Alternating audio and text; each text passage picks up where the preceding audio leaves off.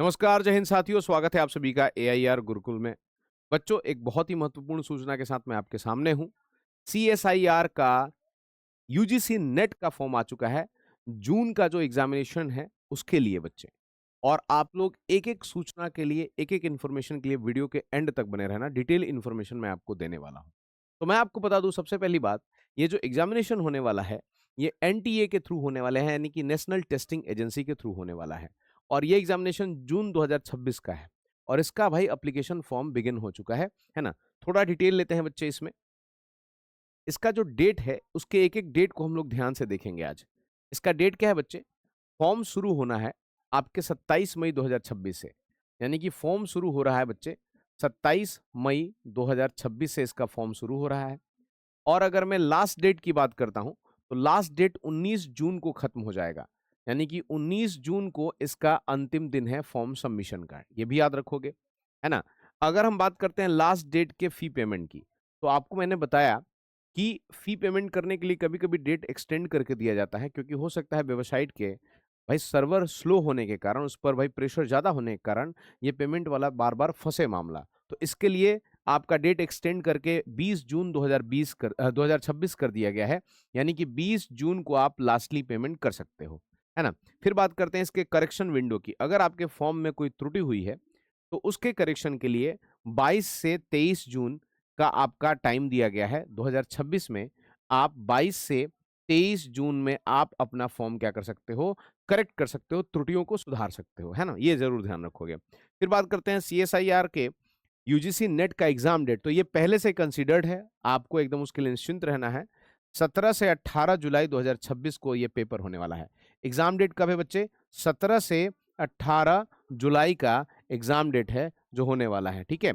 CSIR का UGC net exam date 17 से 18 जुलाई, ये पहले से कन्फर्म कर दिया गया है आपको। और ये याद रखो कि जैसे ही आप एग्ज़ाम दोगे, एग्ज़ाम देने के बाद आपका आंसर की भी ज़ारू हो जाएगा, है ना? ऐज़ पर शेड्यूल इसके हिसाब से। और भैया रिजल्ट का डिक्लेरेशन भी उसके तुरंत बाद, यानी कि तुरंत उसके साथ आधिकारिक वेबसाइट पे आप जाके देख सकते हो। इसके और थोड़ी डिटेल इन्फॉर्मेशन की अगर हम बात करते हैं बच्चे, थोड़ा और चलते हैं। इसके हम लोग एप्लीकेशन फ़ी की बात करते हैं, कैटेगरी वाइज़ फ़ी कितनी रखी गई है। तो अगर हम जनरल कैटेगरी की बात करते हैं, अगर हम लोग जनरल कैटेगरी की बात करते हैं, तो ₹1150 इसकी फ़ी रखी गई है। ₹1150 इसकी फ़ी रखी गई है। अगर हम लोग ईडब्ल्यूएस और ओबीसी की बात करते हैं, ईडब्ल्यूएस और ओबीसी की बात करते हैं, तो ₹600 फ़ीस मात्र इसकी रखी गई है। ₹600 की फ़ीस रखी गई है।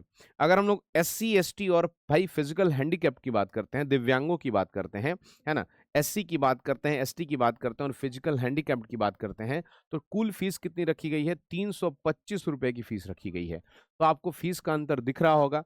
जनरल कैटेगरी के लिए ₹1150, ईडब्ल्यूएस और ओबीसी के लिए ₹600 और साथ ही साथ एससी, एसटी और पीएच हैंडीकैप्ड के लिए आपके लिए रखी गई है ₹325 की फीस। है ना? इसके और विस्तृत जानकारी में जब हम लोग आगे बढ़ेंगे बच्चे, तो मैं आपको बता दूँ कि ऐज लिमिट इसकी क्या है। अगर भई, है ना, जूनियर रिसर्चर आप बनना चाहते हैं फेलोशिप प्रोग्राम की तरफ, यानी कि जेआरएफ की तरफ जाते हैं, नेट जेआरएफ।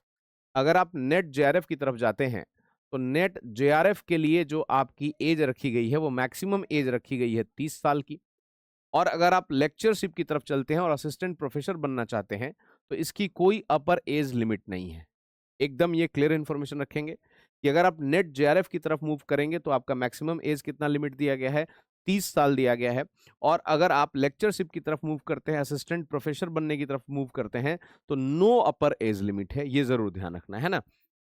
और थोड़े डिटेल एप्लीकेशन की अगर मैं बात करूँ बच्चे, इसमें आपको कौन-कौन से, है ना, सब्जेक्ट्स दिख रहे होंगे, है ना? तो ये याद रखोगे, सीएसआईआर यूजीसी नेट जून 2026, जून 2026, जून 2026, जून 2026 और जून 2026।